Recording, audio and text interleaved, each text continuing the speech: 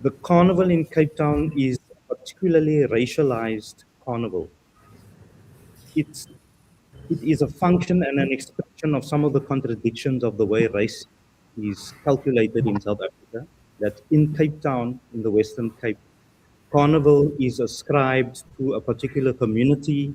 You might map it as a community of mixed racial origin. This is the popular image that carnival has in South Africa. The Cape Town Carnival is exclusively a carnival of the underclass. When the carnival happens in Cape Town, the carnival is an invasion of the proletariat, of the lumpen proletariat, and what scholars might call the subaltern, people who have no voice and have no cultural representation, into the space of the city, into the white city. There was in the since the 1940s, enacted in the 50s into the 1980s, the gradual and violent restructuring of the urban fabric. So thousands of families were forced out of the city center. One of the images there is of a big carnival crowd procession in one of the main streets in the city center.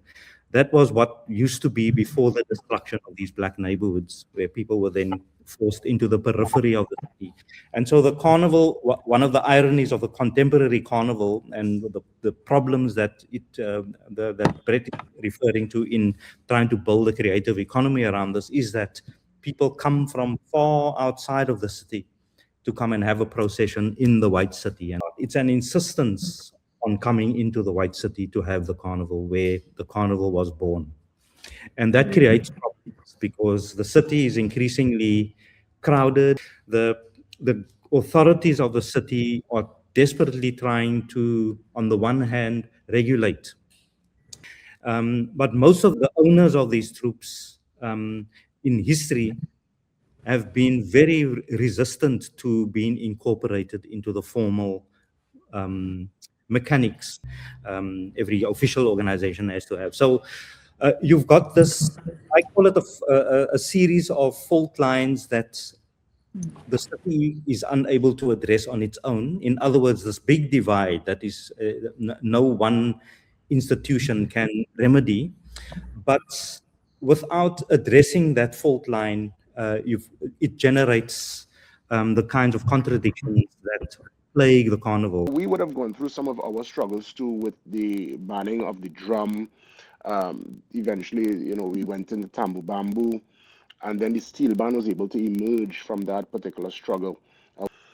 We had to riot, really and truly, for our right to participate and to curate and to create the carnival. It's well documented, the Camberley riots. So there were many within the colonial class of the day, and even to this day, there are many who frown upon the carnival, who see it as a major distraction, but it's a rich cultural expression. So in a sense, it seems that carnivals all over, there would have been some kind of pushback. There would have been some resistance from the powers that be.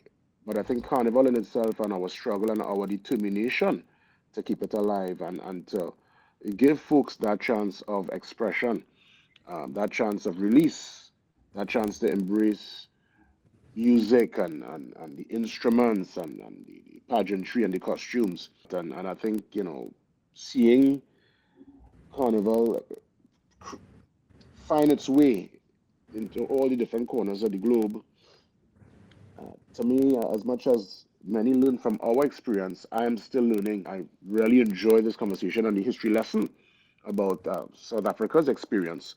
But I thought I was just responding, Jason, to the riots that you'd mentioned, saying that there is a long tradition of not so much riots, but deliberate disruptions of the city. And it has now become a very interesting bone of contention in conflicts within the carnival between different communities representing the carnival. What I've been learning from this conversation is, as long as there's resistance, the carnival will still very much be alive, because that is the core of a carnival. Thank you.